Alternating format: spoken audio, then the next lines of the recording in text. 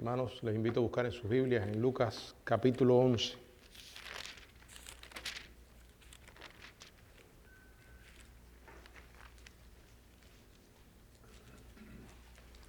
Vamos a leer, daré lectura a los versos del 1 al 4.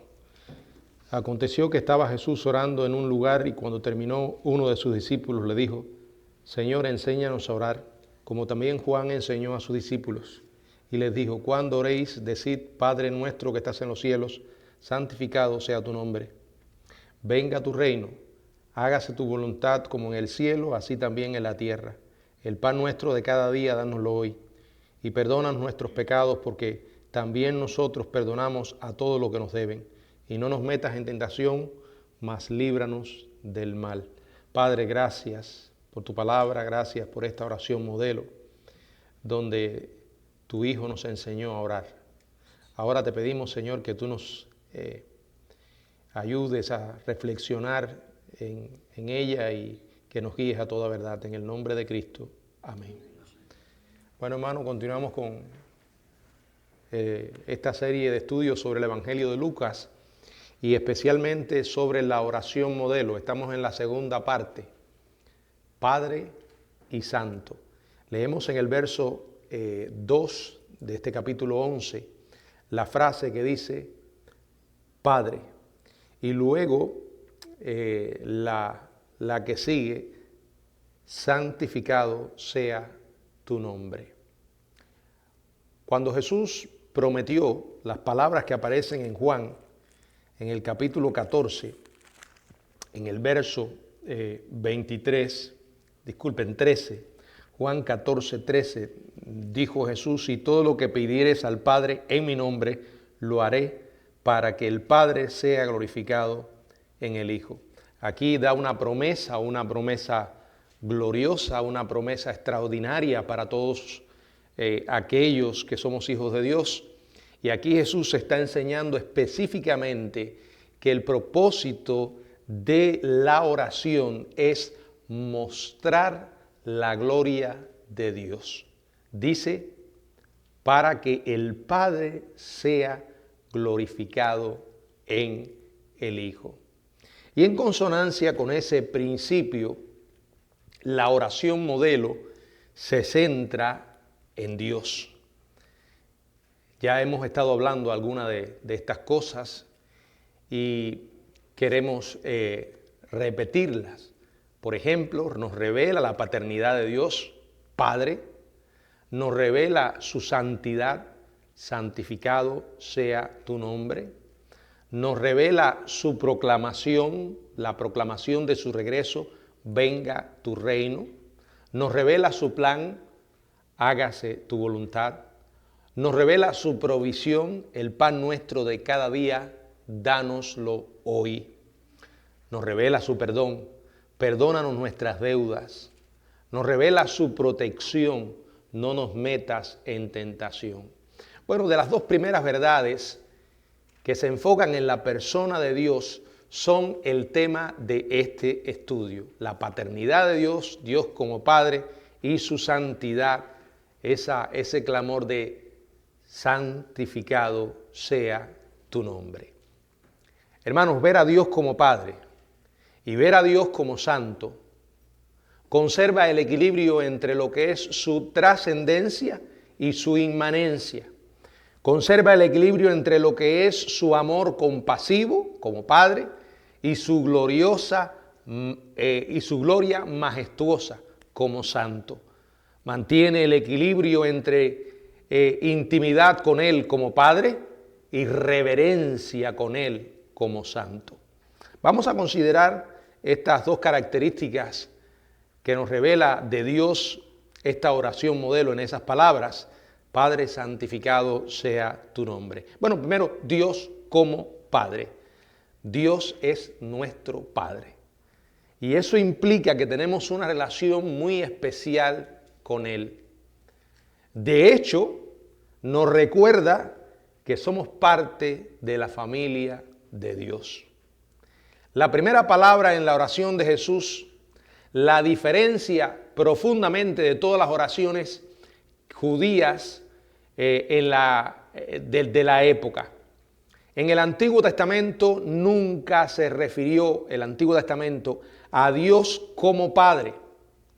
Las veces que aparece la palabra Padre, se está usando en un contexto nacional o en un sentido nacional para referirse a la relación de Israel con Jehová. En un sentido nacional para referirse a Israel como un todo. Hay muchos pasajes donde esto aparece. O a Dios como su rey. Pero en ninguna parte del Antiguo Testamento encontramos dirigiéndose a Dios alguien como Padre en una oración personal. ¿Por qué? Porque esto habría sido considerado algo atrevido, algo blasfemo según ellos. Por tanto, que aparezca este hombre, este rabí, este Jesús, y que se dirija a Dios como Padre, y no solo esto, sino que además está enseñando a aquellos que le siguen a dirigirse a Dios como Padre. Fue algo revolucionario, digamos, pero a la vez escandaloso para los religiosos de aquella época. Una de las cosas que más molestó a los líderes religiosos apóstatas de Israel fue que Cristo se dirigiera a Dios como su Padre una y otra vez. Vamos a ver algunos ejemplos. En Mateo, en el capítulo 7, verso 21, si alguien puede leerlo. No todo el que me dice Señor, Señor entrará en el reino de los cielos, sino el que hace la voluntad de mi Padre que está en los cielos. En Mateo capítulo 10, verso 32 y 33. A cualquiera pues que me confiese delante de los hombres, yo también le confesaré delante de mi Padre que está en los cielos. Y cualquiera que me niegue delante de los hombres, yo también le negaré delante de mi Padre que está en los cielos. Mateo capítulo 12, verso 50.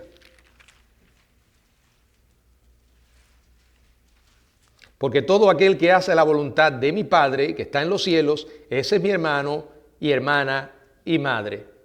Y también en Mateo capítulo 16, en el verso 17. Entonces le respondió Jesús diciendo, bienaventurado eres Simón, hijo de Jonás, porque no te lo reveló carne ni sangre, sino mi Padre que está en los cielos. Lucas 22, 29.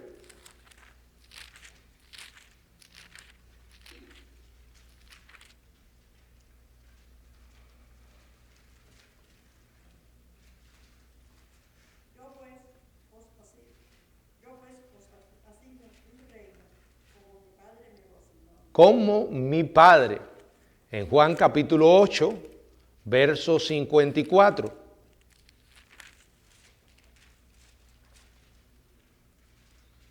Respondiendo Jesús, si yo me glorifico a mí mismo, mi gloria nada es. Mi Padre es el que me glorifica, el que vosotros decís que es vuestro Dios. Bueno, nuevamente dirigiéndose al Padre. Juan capítulo 10 ahora, verso 29. Mi Padre que me las dio es mayor que todos y nadie las puede arrebatar de la mano de mi Padre. O sea, una y otra vez Jesús se dirige a Dios como su Padre. Ellos entendían correctamente lo que quería decir. Y también la afirmación de Jesús cuando dijo en Juan 5:17, mi Padre hasta ahora trabaja y yo trabajo. Esto está en Juan capítulo 5, en el verso 17. Pero fíjense si ellos entendían bien sus palabras, que miren lo que dice el 18. Por esto los judíos aún más procuraban matarle, porque no solo quebrantaba el día de reposo, sino que también decía que Dios era su propio Padre, haciéndose igual a Dios. Ahora, lo extraordinario de todo esto es que no solamente Jesús llamó a Dios su Padre, sino que también declaró que es el Padre de todos los que están en Él, de todos aquellos que le reciben como Señor y Salvador. Por ejemplo, en Mateo capítulo 6, verso 8, si alguien puede leerlo. No os hagáis pues semejantes a ellos, porque vuestro Padre sabe de qué cosa tenéis necesidad, antes que vosotros le pidáis. Vuestro Padre. Y luego en el verso 15, mas si no perdonáis a los hombres sus ofensas, tampoco vuestro Padre. Eso te incluye a ti, me incluye a mí. Dios es nuestro Padre. Tampoco vuestro Padre os perdonará vuestras ofensas. Y luego en el verso 18, para mostrar a los hombres que ayunan, sino tu Padre que está en secreto, y tu Padre que ve en lo secreto te recompensará en público. Dios es nuestro Padre. Hágalo personal. Dios es mi Padre. Piensa en las implicaciones de semejante enseñanza, en el tipo de relación que eso implica con el Dios vivo. Marcos 11, 25.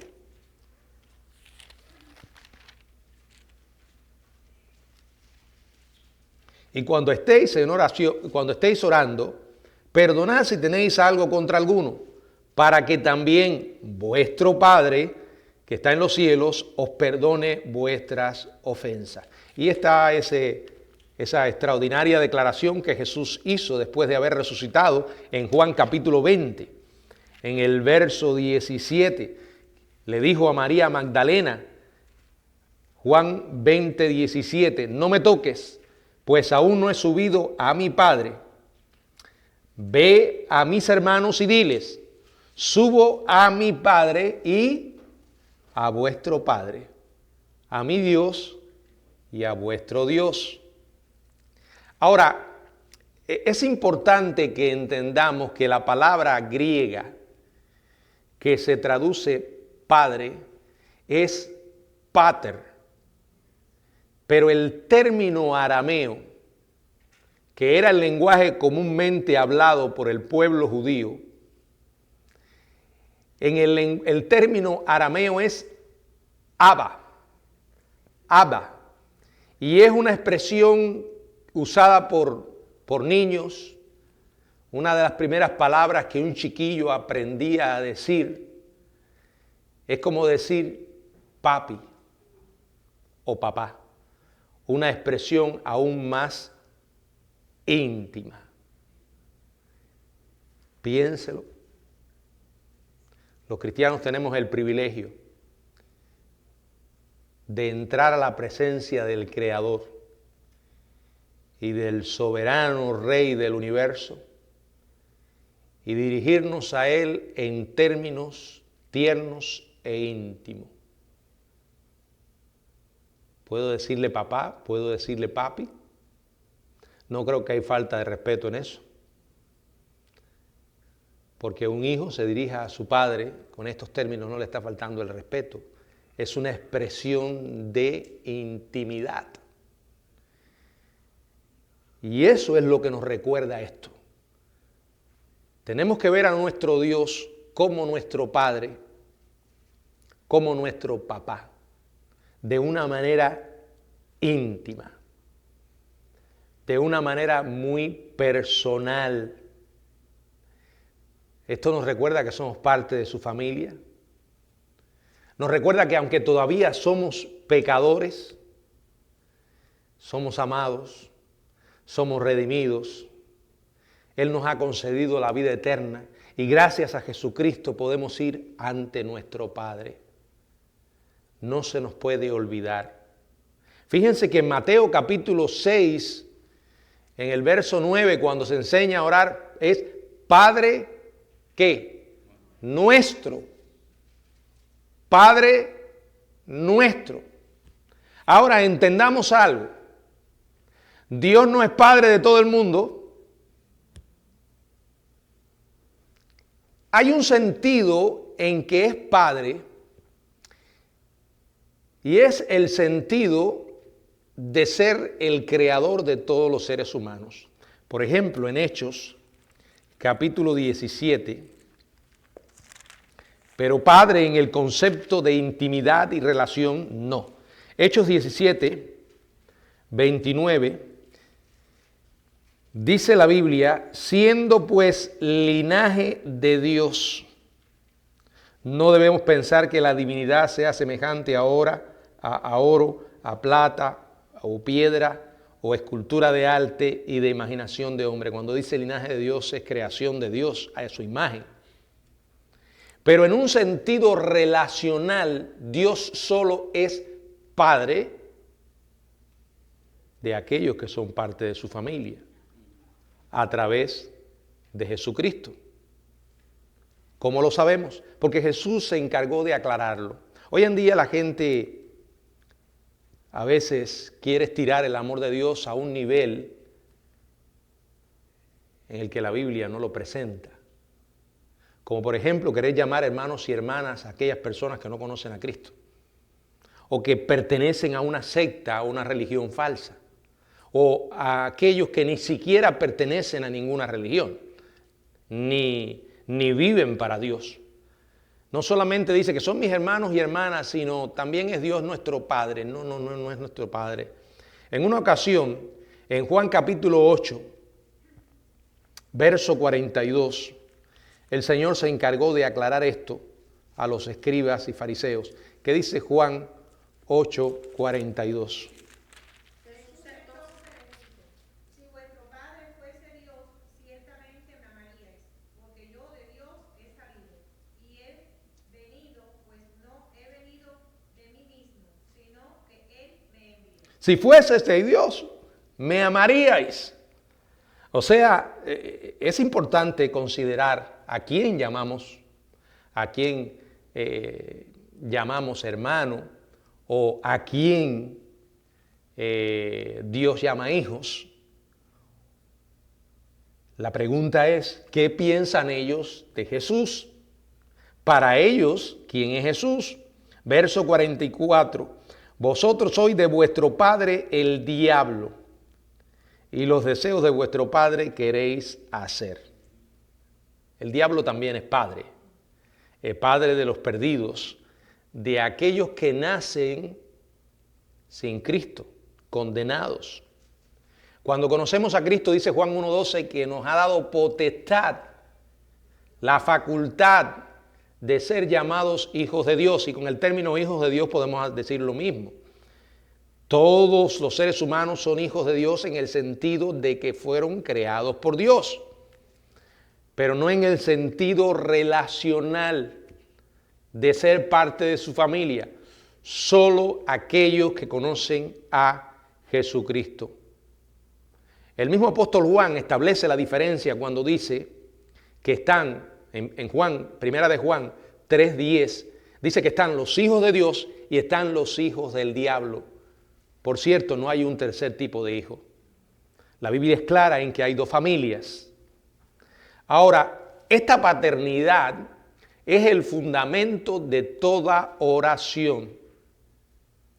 Es que Dios nos está invitando como hijos suyos a entrar en su presencia. La Biblia dice en Filipenses 4:6 que hagamos conocer nuestras peticiones delante de Dios en toda oración y ruego con acción de gracias. Las mejores personas sin Cristo no pueden llamar a Dios Padre. No pueden esperar que Él conteste sus oraciones. Sin embargo, los peores pecadores, aquellos que reconocen esa condición y reciben a Jesucristo, llegan a ser hijos de Dios. A ellos Jesús les hace esta maravillosa promesa de Mateo 7, 7 y 8. Mateo 7, 7 y 8. Pedid y se os dará, buscad y hallaréis, llamad y se os abrirá, porque todo aquel que pide,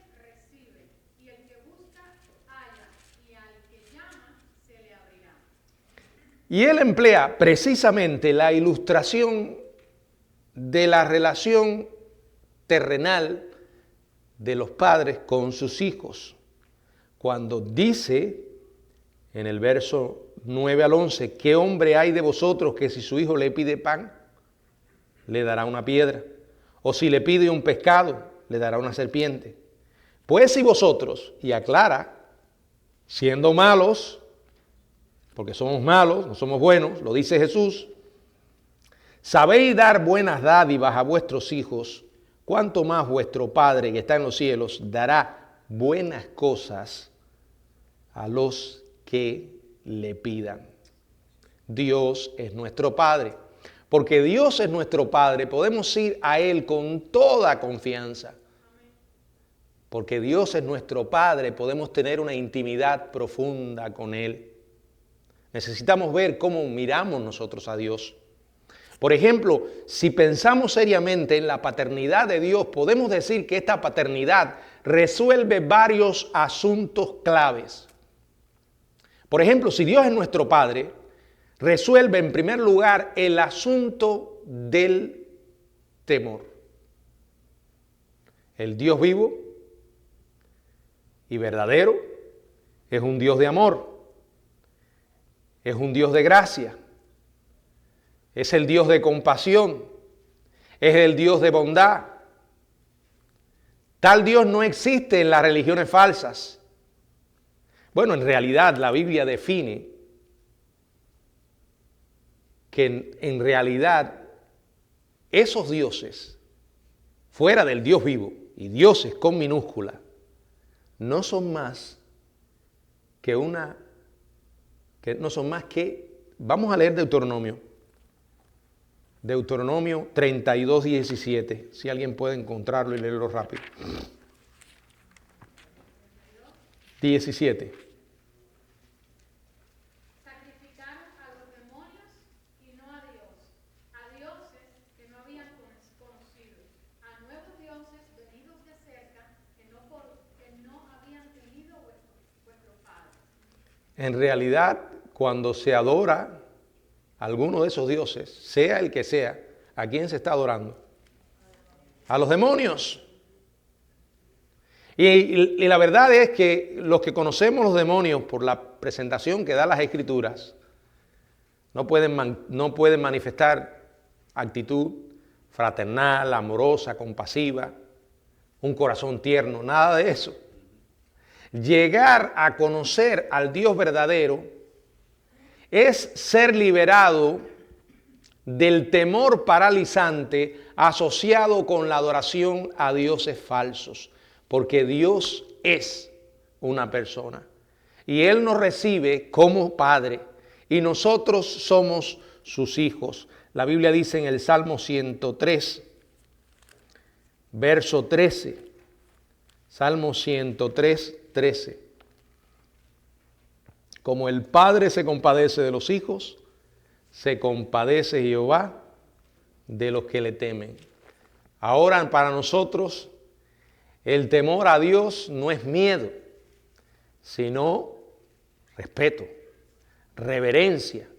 Porque vamos a ver que junto con la paternidad de Dios, la próxima característica que vamos a considerar es que el Padre que tenemos, aunque es una persona, no es como nosotros. ¿Qué quiero decir? Que Él es santo, santo, santo. En segundo lugar, la paternidad de Dios resuelve el tema de la esperanza. En un mundo que vive con total desesperación, en un mundo donde la esperanza escasea y tristemente ha sido colocada en muchas cosas y personas equivocadas, nosotros podemos tener una esperanza y la Biblia llama una esperanza viva porque descansa en un Dios o en el Dios que está vivo. Está anclada en nuestro Dios, el Dios que nunca, nunca falla. ¿Qué dice Romanos 5:2? Romanos 5:2.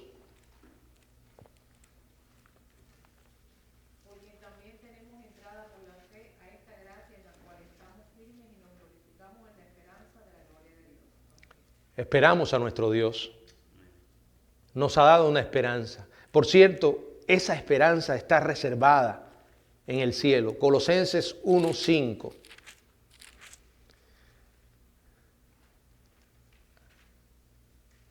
A causa de la esperanza que os está guardado en los cielos, de la cual ya habéis oído por la palabra verdadera del Evangelio.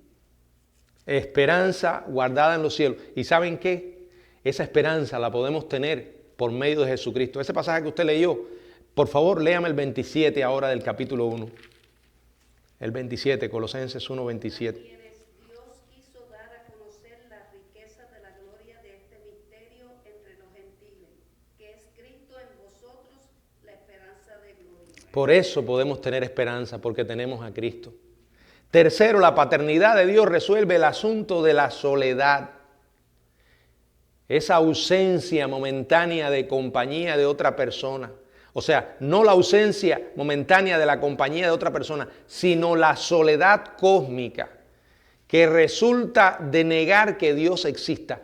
Pero también implica la soledad personal. Nunca más estamos solos. El Señor nos ha dado grandiosas promesas. Es un refugio para nosotros. Salmo 46:1. Dios es nuestro amparo y fortaleza, nuestro pronto auxilio en las tribulaciones. Siempre está con nosotros. Allí en el Salmo 132, del 7 al 12. Qué tremendo. Miren, los seres humanos nos necesitamos unos a otros. Y vamos pasando en nuestra vida por diferentes fases. Salimos de un hogar donde teníamos padres, formamos nuestro propio hogar, llegamos a tener nuestros propios hijos, pero todo va pasando en la vida. ¿Por qué? Porque está en constante movimiento. Los seres humanos se van moviendo de un lugar a otro. Esas fases pasan y pasan rápido.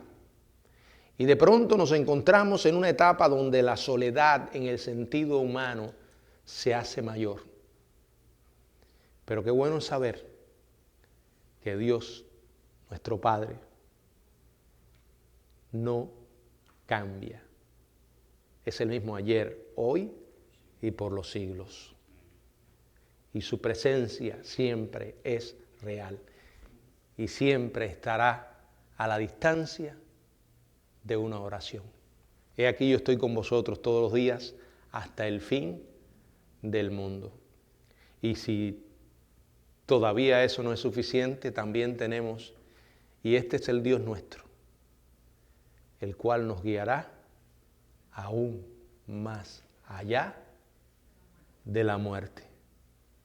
Y dice Pablo que cuando Él venga, estaremos para siempre con el Señor. No hay manera de perder. Por último, la paternidad de Dios resuelve el asunto de los recursos. Qué tremenda promesa, Filipenses 4:19, si alguien puede leerlo. Filipenses 4:19. Dios pues suplirá todo lo que nos falta conforme a su riqueza de gloria en Cristo Jesús. ¿Qué va a suplir Dios? La promesa, ¿qué dice? Todo. Todo. Miren, nuestro Padre está en los cielos, está en nosotros. Como Padre que está en los cielos, está por encima de todas las circunstancias, está por encima de todas las limitaciones de tiempo y espacio. Su poder es ilimitado. Su gracia es sin medida. Su tesoro de bendiciones es sin límite. Y piensa, todas las cosas que un Padre terrenal nos puede proveer o los padres terrenales nos pueden dar. Y nos deben dar. Porque de lo contrario no vamos a ser personas saludables en el sentido emocional y psicológico. Por ejemplo, nuestro Padre nos otorga de manera misericordiosa instrucción. Los padres terrenales enseñan a sus hijos, los instruyen. Nuestro Padre hace lo mismo de una manera perfecta. Salmo 25:12. Salmo 25:12. ¿Quién es el hombre que teme a Jehová? Él 25:12 o 12. 12, ese mismo. ¿Quién es el hombre que teme a Jehová? Él le enseñará. El camino que ha de escoger. Él le enseñará el camino que ha de escoger.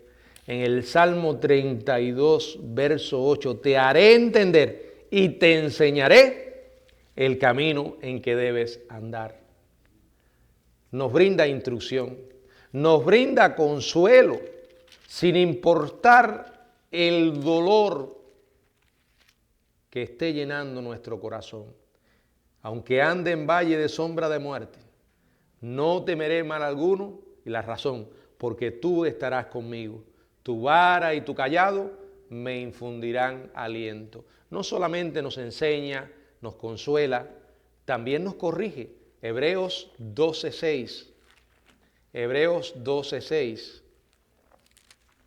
Porque el Señor al que ama disciplina y azota a todo el que recibe por hijo. Y qué padre aquel que no protege a sus hijos de los peligros. Bueno, nuestro mayor enemigo, el enemigo de Dios, Dios nos protege de él. Juan 17:15. Juan 17:15. No ruego que los quites del mundo, sino que los guardes del mal. Podemos tener acceso a Él a través de la oración. Él suple nuestras necesidades. Y lo mejor, en medio de todo esto, nos ha prometido una herencia. Pero no de este lado. Bueno, de este lado en el sentido espiritual, la salvación y todo lo que implica. Todas las bendiciones que vienen con la salvación, que comienzan cuando aceptamos a Cristo y que nos alcanzará en la eternidad con cuerpos glorificados, viviendo en la presencia del Señor. ¿Qué dice Mateo 19:29?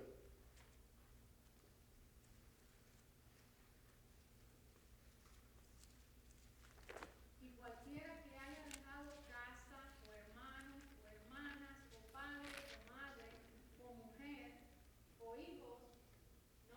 Sí. O tierras por mi nombre, recibirá 100 veces más y heredará la vida eterna. Miren esto, qué promesa tremenda de nuestro propio Padre. En Mateo capítulo 25, en el verso 34 dice, entonces el rey dirá a los de su derecha, venid benditos de mi Padre, heredad del reino preparado para vosotros desde la fundación del mundo. Hay un reino, Efesios 1:11, Efesios 1:11. En él, asimismo, tuvimos herencia, habiendo sido predestinados conforme al propósito del que hace todas las cosas, según el designio de su voluntad. Dice la Biblia, tuvimos herencia. Ese es nuestro Padre. Podríamos extendernos mucho más, reflexionando en las implicaciones de la paternidad de Dios. Cuando te sientas tentado a olvidar que Dios es tu Padre, no lo hagas. Ora. Y de hecho, la primera palabra que vas a decir te lo va a recordar. Padre. Padre. Pero este Padre, aunque es una persona con la que podemos comunicarnos, que fuimos creados a imagen de nuestro Padre, este Padre es diferente a nosotros en que es santo, santo, santo. Dice aquí, santificado sea tu nombre. El hecho de que los cristianos tengamos una relación íntima con nuestro Padre no significa que debemos tratarlo con frivolidad, irreverencia o falta de respeto. Para mí es la manera como algunos hablan de Dios y hablan de parte de Él. Blasfemias, burlas. Un día Dios les pedirá cuenta. Dios les recordó al descarriado pueblo de Israel en Malaquías 1:6, el Hijo honra al Padre. Si pues soy yo Padre, ¿dónde está mi honra? Entender que Dios es santo es el equilibrio necesario para verlo como Padre. Esta es la primera solicitud en esta oración. Recordando que la oración es principalmente, como dijimos al principio, para la gloria de Dios. Que toda oración, toda petición debe estar subordinada y en armonía con este objetivo. El egoísmo no tiene no tiene cabida en la oración. Dios no existe para satisfacer los caprichos de las personas, sino para glorificarse. La oración reconoce lo que dice Isaías 42:8. Isaías 42:8. Yo, Jehová, este es mi nombre, y a otro no daré mi gloria, ni mi alabanza a esculturas.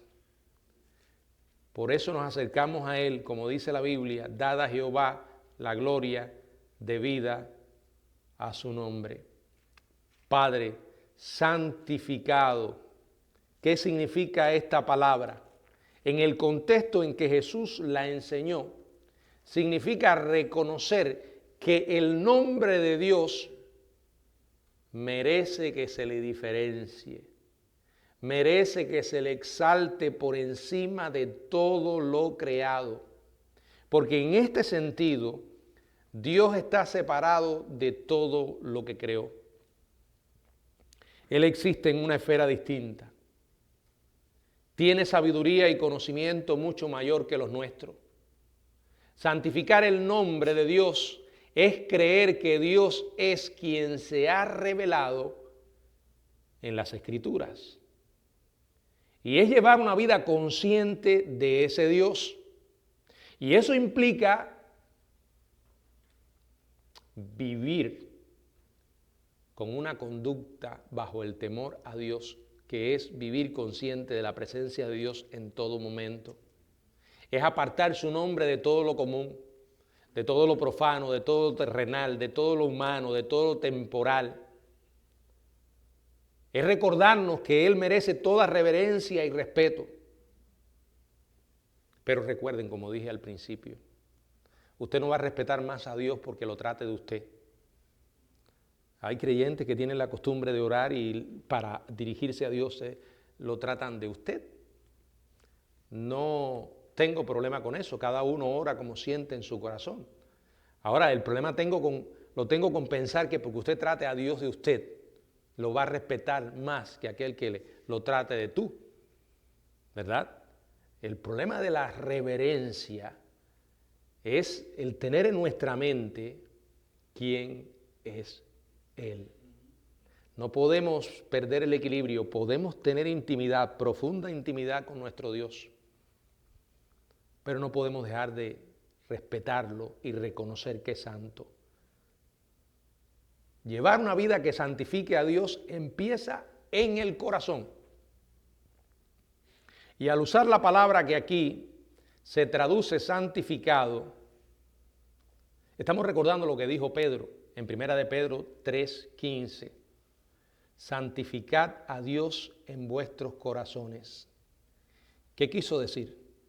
Reconoce la santidad de Dios en tu corazón. Porque cuando tú reconoces la santidad de Dios, eso traerá resultados en tu conducta. Eso implica saber que Él ve todo lo que tú haces y que Dios nunca va a aprobar el pecado. No importa lo que hagan los hombres, ni cuánto intenten torcer las Escrituras. Como iglesias hoy que han llegado al punto de decir que la homosexualidad no es pecado. Y casan homosexuales. Y hay pastores y pastoras homosexuales. Y uno dice, ¿qué Biblia leen ellos? ¿Qué Dios tienen ellos? No se puede olvidar que Dios es santo.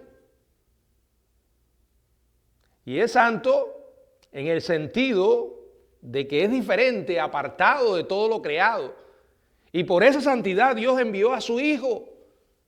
El pecado no es algo que nosotros podemos ignorar, porque le costó la vida al Hijo de Dios. Y la Biblia dice: santificad a Dios el Señor en vuestros corazones. Lo que Dios ha llamado pecado, nosotros no le podemos cambiar el nombre. Pablo exhortó a los corintios en la primera carta, capítulo 10, verso 31. Primera a los Corintios 10, 31. Si pues coméis o bebéis o hacéis otra cosa, hacedlo todo para la gloria de Dios. Todo para la gloria de Dios, todo para la gloria de Dios. Santificado sea tu nombre. Ahora, ¿qué es el nombre de Dios? Bueno, es más que un simple título. Cuando hablamos de Dios, y puede llamarlo como usted desee en ese sentido, el Jehová, el Dios, Adonai, es mucho más que un simple título.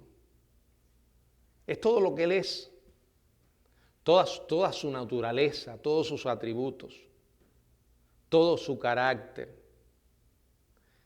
En una ocasión Moisés le suplicó: te ruego que me muestres tu gloria. ¿Recuerda? En Éxodo 33, 18. Y miren lo que Dios le dijo. Éxodo 33, 19, si alguien puede leerlo. Éxodo 33, 19.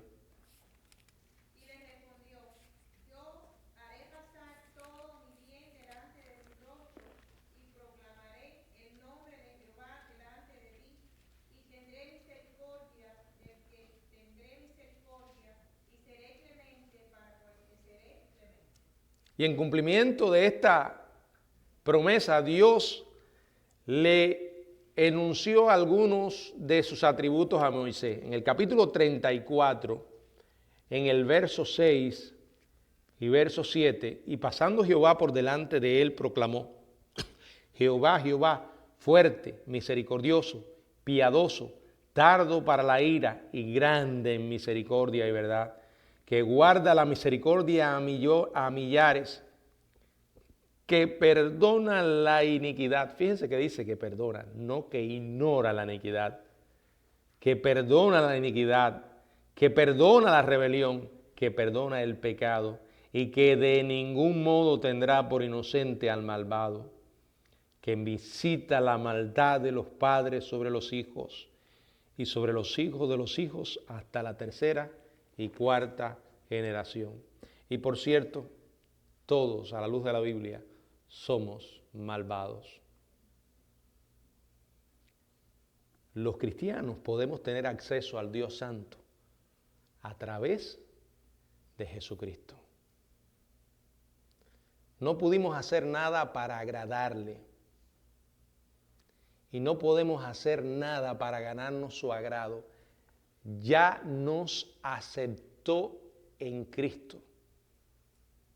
Él nos recibió en Cristo. Él nos mira como si estuviera mirando a su Hijo Cristo. Eso es maravilloso. Somos parte de su familia. Ese es el milagro del Evangelio. Ese Evangelio que nos salvó, y que ese Evangelio que necesitamos recordar todos los días para no perder el rumbo. ¿A qué pérdida de rumbo me refiero? A intentar ganarnos el favor de Dios y después que estamos dentro de su familia. Que debemos obedecerle con toda seguridad. ¿Por qué? Porque le amamos. Porque cuando consideramos las grandezas del Evangelio y todo lo que viene con él, no hay otra cosa en nuestro corazón que gratitud. Y el amor está. Y el amor se enciende, se fortalece. Ese es nuestro Padre. La oración verdadera empieza entonces con un adecuado entendimiento de quién es Dios. Si tú recuerdas, antes cuando empiezas a orar, que tu Dios es tu Padre, eso va a cambiar tu manera de orar. Eso hará que tu oración sea con más autenticidad y fe. Si recuerda que tu Padre es santo, eso te hará orar con una mayor también autenticidad, porque no tendrá sentido que intentes engañar a Dios.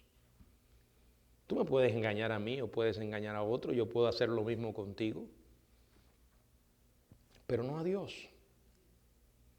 La Biblia dice que ora a tu Padre que está en secreto y tu Padre que ve en secreto. O sea, Él ve donde otros no pueden ver. Él sabe lo que yo hice todo el día y lo que tú hiciste también. Cuando estabas en público con otras personas y cuando estabas en lo personal, lo privado. Él sabe lo que dijiste y también sabe lo que pensaste. Por eso, si en tu vida hay algún pecado, la mejor manera de ir a Dios es confesándolo. Recordando que esa gracia de Dios no se agota y que Él es tu Padre. ¿Y qué padre no espera a su hijo? Siempre. Que como aquella costumbre de nuestras infancias, que salíamos a la calle y la mamá o el papá te decían, te vamos a dejar la luz encendida. Siempre había una luz encendida en la casa. Y era un recordatorio de que nos están esperando. Podríamos llegar un poco tarde, pero siempre sabemos que mamá y papá nos estarán esperando. Bueno, y el Dios vivo que encarna a ambos, a la madre, al padre, siempre nos está esperando. Siempre estará la luz encendida. El peor error que puede cometer un creyente es después de haber caído, no vuelva a su Padre. Y el diablo lo va a intentar. Pero es que ya he caído tantas veces. Regresa a tu Padre. Regresa a tu Padre. Él te estará esperando. ¿Es santo? Sin lugar a dudas. ¿No aprueba lo malo que hiciste? No, no lo va a aprobar. Pero Él entiende nuestra condición y va a estar esperando que vengas a Él con un corazón arrepentido. Y pensar en Dios como Padre y pensar en Dios como Santo cambia totalmente nuestra manera de orar y nuestra manera de vivir. Que el Señor nos ayude siempre a recordar estas verdades. Que el Señor nos bendiga.